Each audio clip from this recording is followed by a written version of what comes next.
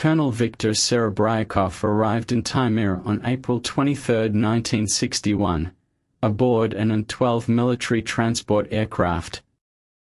The crew dropped off the group at an abandoned airfield 120 kilometers from the nearest settlement. The airfield wasn't listed on any map. The concrete runway was cracked, but the plane landed without a hitch. Serebryakov commanded a 9-man detachment, 6 KGB operatives, 2 surveyors, and 1 radio operator. The expedition's mission was to survey the area where the previous group of 4 disappeared in 1959. Serebryakov received instructions in Moscow 3 days before departure. He was shown a folder containing photographs of the area and the coordinates of the last radio contact with the missing group. The coordinates pointed to a patch of tundra 150 kilometers from the airfield. The folder also contained the personal files of the 4 missing persons, but without the photographs. Serebryakov remembered their names: Kovalev, Grishchenko, Levin, Sokolov.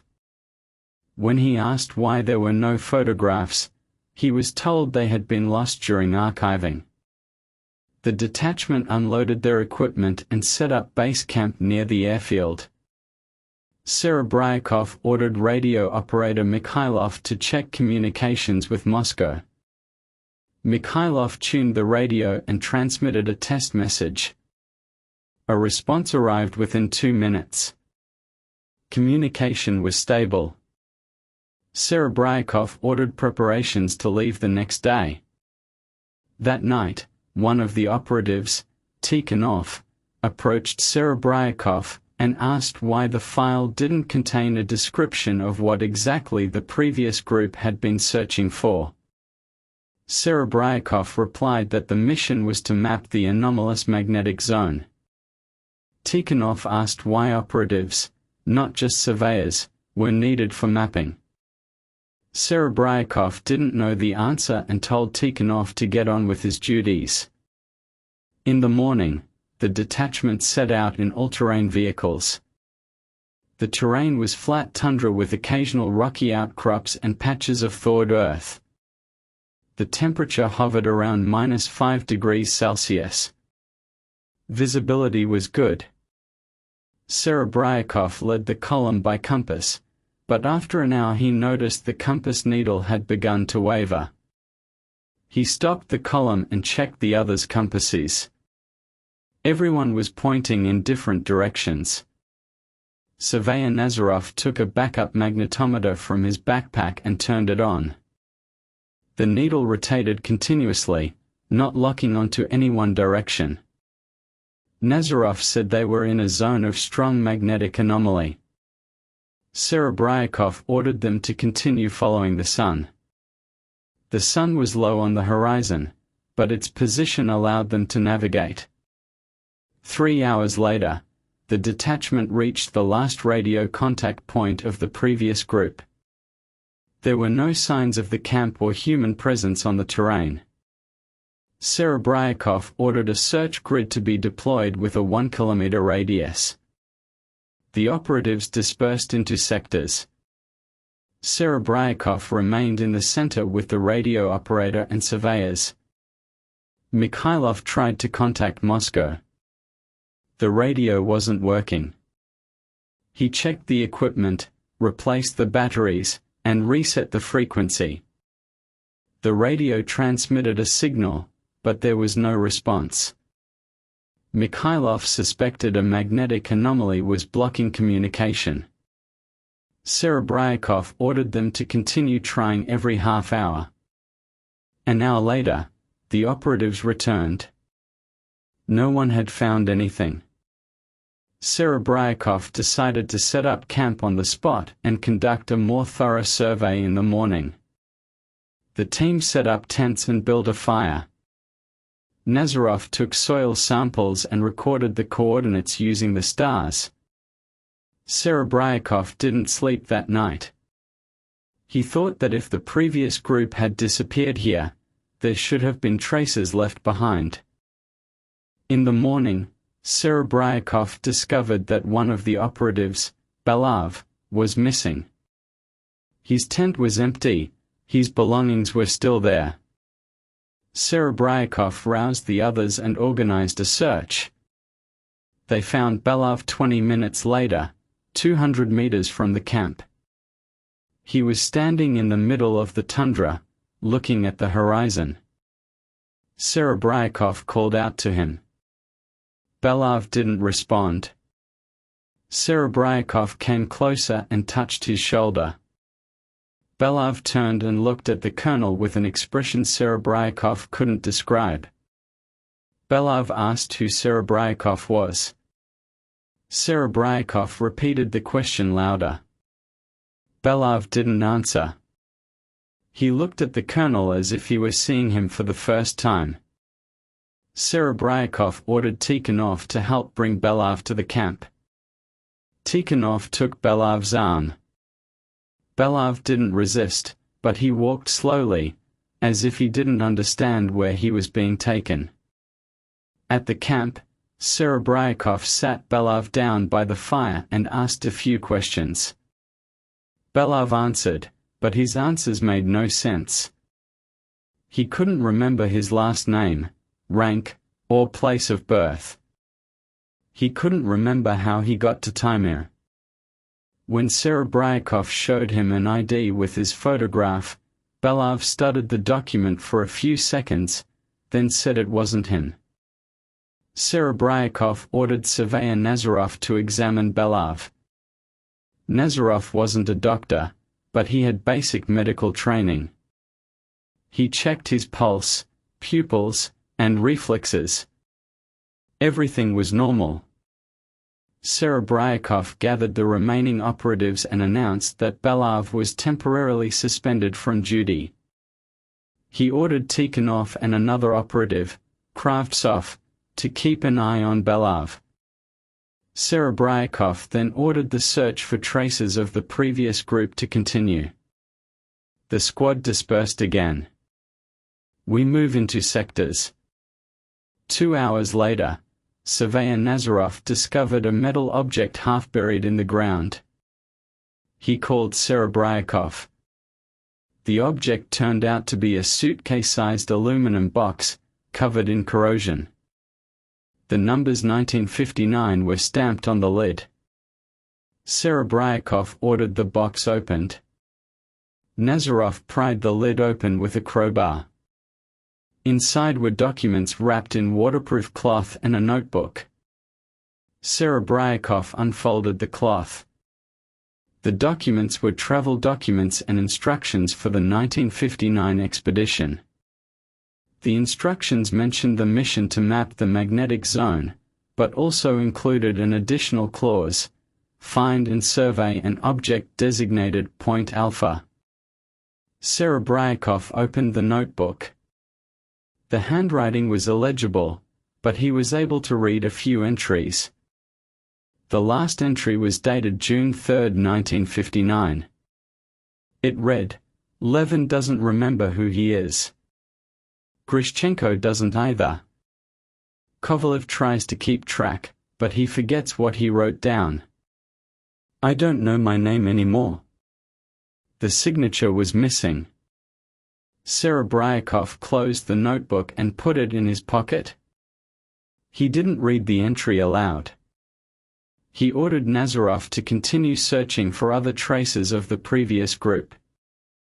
Nazarov asked what the entry in the notebook meant. Serebryakov replied that it was none of his business. That evening, the detachment returned to camp. Mikhailov reported that contact with Moscow was still lost. Serebryakov ordered them to continue their attempts. He sat by the fire and reread the notebook in its entirety. Most of the entries were fragmentary, but the general gist was clear. The previous group had spent 6 days in the zone, after which all 4 had lost their memories. The last entries belonged to Sokolov, who had tried to keep a journal until he himself could no longer remember his own name. Serebryakov looked at Belav. He was sitting next to Tikhonov, staring into the fire. Serebryakov asked Tikhonov if Belov had said anything that day. Tikhonov replied that he hadn't. Belov remained silent and didn't respond to questions. Serebryakov decided to evacuate Belov and the rest of the detachment in the morning. That night, Serebryakov was awakened by a noise. He left the tent and saw Tikhonov standing at the edge of the camp, staring into the darkness. Serebryakov called out to him. Tikhonov turned around slowly. His face was blank. Serebryakov asked what was going on. Tikhonov didn't answer. He looked at Serebryakov for a few seconds, then asked who he was. Serebryakov felt a chill in his chest. He approached Tikhonov and grabbed him by the shoulders. Tikhonov didn't resist. Serebryakov shook him. Tikhonov blinked, but his expression didn't change. Serebryakov released him and went to Mikhailov's tent. The radio operator was asleep. Serebryakov woke him and ordered him to immediately try to contact Moscow. Mikhailov turned on the radio. There was no signal. Serebryakov returned to the fire. Tikhonov and Belov sat next to each other, both staring into the flames. Serebryakov realized there was no longer any time for evacuation. In the morning, Serebryakov gathered the remaining operatives and announced that the detachment was leaving the zone immediately. Kravtsov asked what to do with Tikhonov and Belov. Serebryakov replied that they would be escorted. Kravtsov countered that Tikhonov and Belov posed no threat and could leave on their own. Serebryakov ordered that the order not be discussed. The detachment began to dismantle the camp. Nazarov approached Serebryakov and said that before leaving, they needed to take additional soil samples for analysis in Moscow. Serebryakov refused. Nazarov insisted, citing instructions. Serebryakov repeated his refusal and added that the instructions no longer mattered. Loading took 2 hours. When the detachment was ready to leave, Serebryakov discovered that Kravtsov was missing. He ordered the remaining operatives to find him. They found Kravtsov 10 minutes later. He was standing in the same spot where Belov had stood that morning. Serebryakov approached him and called out to him. Kravtsov turned around. His eyes were blank. Serebryakov asked if Kravtsov remembered his name. Kravtsov didn't answer. Serebryakov returned to the all-terrain vehicles and counted the remaining men. Of the 9 members of the detachment, 3 were incapacitated. Serebryakov, Mikhailov, Nazarov, and the second surveyor, Voronov, remained functional. 2 more operatives, Larin and Fedotov, showed no signs of memory loss yet. Serebryakov ordered Larin and Fedotov to load Belov, Tikhonov, and Kravtsov into the back of the all-terrain vehicle. The detachment moved toward the airfield. Serebryakov drove the first all-terrain vehicle, Mikhailov the second. The compasses still didn't work, but Serebryakov navigated by the sun. After an hour of driving, Fedotov, sitting in the back of the second all-terrain vehicle, knocked on the door. Mikhailov stopped the vehicle. Serebryakov got out and approached the back. Fedotov reported that Belov had disappeared. Serebryakov inspected the back. Belov was indeed gone. Tikhonov and Kravtsov sat motionless in their seats. Serebryakov asked Fedotov when he had last seen Belov. Fedotov replied that he had checked all 3 10 minutes ago, and Belov was there. Serebryakov ordered Larin and Fedotov to search the area within a 100-meter radius. They returned half an hour later empty-handed. Serebryakov decided to continue on without Belav. The detachment reached the site of their previous overnight camp by evening. Serebryakov ordered a halt and a new camp. Voronov approached him and said he couldn't remember why they were there. Serebryakov asked what exactly Voronov couldn't remember. Voronov replied that he couldn't remember the expedition's purpose, but he did remember his name and position. Serebryakov relieved Voronov of his duties and ordered Nazarov to keep an eye on him. That night, Serebryakov sat by the fire and tried to formulate a plan. He had 4 able-bodied men left, including himself. 3 had completely lost their memory, 1 partially. The airfield was still about 100 kilometers away. There was no contact with Moscow. Serebryakov took his notebook out of his pocket and reread Sokolov's last entries. There was a phrase, "The zone doesn't kill. It reassigns." Serebryakov didn't understand what this meant, but he felt an understanding approaching. He closed the notebook and looked at the sleeping men. Larin was lying in his tent. Fedotov was keeping watch at the edge of the camp. Mikhailov and Nazarov were sleeping next to the radio.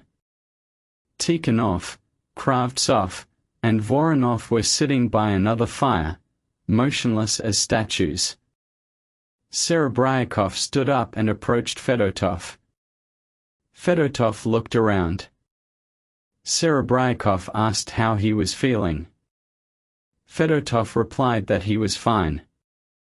Serebryakov asked if Fedotov remembered his name. Fedotov hesitated, then answered affirmatively. Serebryakov asked for his name. Fedotov opened his mouth but remained silent. Serebryakov turned and walked back to the fire. In the morning, the detachment continued onward. 2 hours later, Larin reported that he couldn't remember the route. Serebryakov checked the map. The map was there, but Larin couldn't figure out how to read it. Serebryakov dismissed Larin and took control of the second all-terrain vehicle. By evening, the detachment reached a point 50 kilometers from the airfield. Serebryakov ordered a halt for the night. Mikhailov tried to contact Moscow. The radio worked, but only transmitted noise. Serebryakov sat down next to Nazarov and asked how he was feeling. Nazarov replied that he felt fine but couldn't remember why they had left the previous camp. Serebryakov didn't answer. Serebryakov didn't sleep all night. He sat by the fire and watched the others. By morning, Nazarov had forgotten his name. Mikhailov remembered it, but couldn't remember what he was doing. Larin, Fedotov, Tikhonov, Kravtsov, and Voronov sat silently, unresponsive to questions. Serebryakov was left alone. He loaded everyone into the all-terrain vehicle and drove it to the airfield. The compass still didn't work, but Serebryakov navigated from memory. 3 hours later, he spotted a concrete runway. The airfield was empty. There was no plane. Serebryakov stopped the all-terrain vehicle and stepped outside. He surveyed the area. There were no signs of recent human or vehicle presence. Serebryakov returned to the rover and tried to contact Moscow via radio. There was no connection. He tried the backup radio. Same result. Serebryakov sat down on the ground and pulled out his notebook. He opened the last page and read Sokolov's sentence again.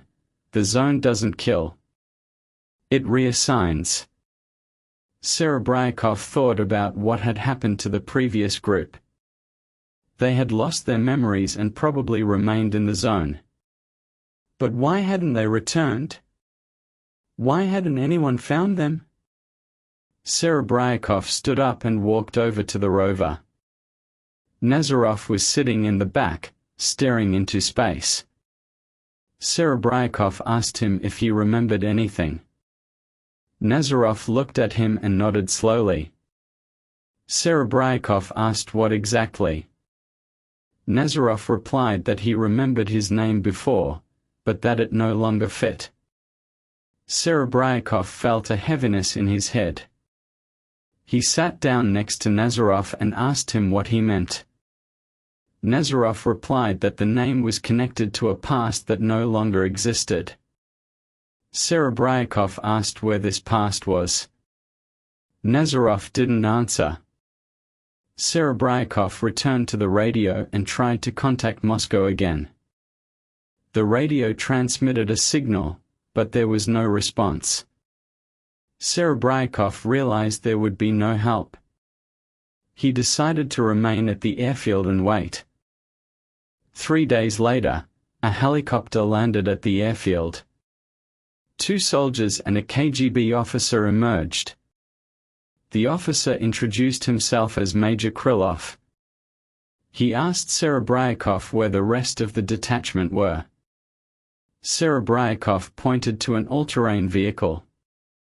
Krylov approached the vehicle and examined the people in the back. He returned to Serebryakov and asked what had happened to them. Serebryakov replied that they had lost their memories. Krylov took out a notebook and began writing. He asked several questions about the expedition's route, dates, and events. Serebryakov answered. When Krylov asked if the detachment had found traces of the previous group, Serebryakov handed him a metal box and a notebook. Krylov examined the contents for a few minutes, then put everything in a bag. Krylov announced that Serebryakov and the remaining members of the detachment would be evacuated to Moscow for medical examination. Serebryakov asked what would happen to the zone. Krylov replied that the zone would be closed to access and declared a restricted area. Serebryakov asked why he hadn't been warned that the previous group had lost their memory. Krylov didn't answer. Serebryakov and the others were loaded into a helicopter. The flight to Moscow took 8 hours. Serebryakov sat by the window and looked out at the tundra below. He tried to remember how they call him. The name was on his tongue, but he couldn't pronounce it. Serebryakov was placed in a closed KGB clinic on the outskirts of Moscow. He was examined by neurologists, psychiatrists, and therapists. All tests showed normal results. Physically, he was healthy. Psychologically, he was stable. But he didn't remember his childhood, his parents, or his place of birth. He remembered his service in the KGB, but not how he got there. He remembered the faces of his colleagues, but not their names. The rest of the unit were in the same condition or worse. Nazarov remembered his profession, but not where he had studied. Mikhailov remembered how to use a radio, but not who taught him. Larin, Fedotov, Tikhonov, Kravtsov, and Voronov remembered nothing. Belov was never found. Serebryakov spent 6 months in the clinic. He was interrogated weekly. The questions were the same. What happened in the zone? Why didn't he lead the unit out earlier? Had he found Point Alpha? Serebryakov answered honestly. He didn't know what Point Alpha was. He didn't know why the zone erased his memory. He didn't know why he himself partially retained his memories. In December 1961, He was discharged from the clinic. He was given new documents with a new biography. The documents stated that he was born in Leningrad, graduated from a military academy, and served in Germany. All of this was a lie, but Serebryakov had no evidence to the contrary. He was assigned to the position of instructor at a KGB training center near Moscow. Serebryakov worked as an instructor for 3 years. He taught young operatives tactics and survival. He didn't tell them about Taimyr. He was forbidden from mentioning this expedition to anyone. In 1964, Major Krylov came to his home. Krylov reported that a new expedition had been sent to the zone to map the boundaries of the anomaly. Serebryakov asked why Krylov was telling him this. Krylov replied that the new expedition had not returned. Serebryakov asked how many people were in the new group. Krylov replied 12. Serebryakov asked if there would be more expeditions. Krylov replied no. The zone had been declared permanently closed. Krylov added that Serebryakov and the remaining members of his detachment would remain under observation for the rest of their lives. Serebryakov did not object. Serebryakov lived until 1989. He retired with the rank of lieutenant colonel. He was transferred to the reserves and given a small allowance. He lived alone in an apartment on the outskirts of Moscow. Nazarov, who had also retired, occasionally visited him. They sat in the kitchen, drinking tea, and remaining silent. Nazarov sometimes asked Serebryakov if he remembered anything from his life before Taimyr. Serebryakov replied that he did not. In 1991, after the collapse of the USSR, Serebryakov received a letter from the KGB archives. The letter stated that some materials from the 1961 expedition had been declassified. Serebryakov was offered the opportunity to review the documents if he wished. Serebryakov went to the archives. He was given a folder with photographs and reports. The folder contained a map of the zone with the boundaries of the anomaly marked. The boundaries encompassed a tundra area with a radius of approximately 20 kilometers. In the center of the zone, a point labeled Alpha was marked. Serebryakov asked the archivist what was located at this point. The archivist replied that the information was still classified. Serebryakov closed the folder and left the building. He never again tried to find out what point Alpha was. Serebryakov died in 2003. Among his belongings, an old notebook, wrapped in waterproof cloth, was found. The last entry in the notebook read, "I remember that I forgot. But I don't remember what exactly." The zone in Taimyr remains closed to this day. Access is prohibited without a special permit. No permit has been issued since 1964.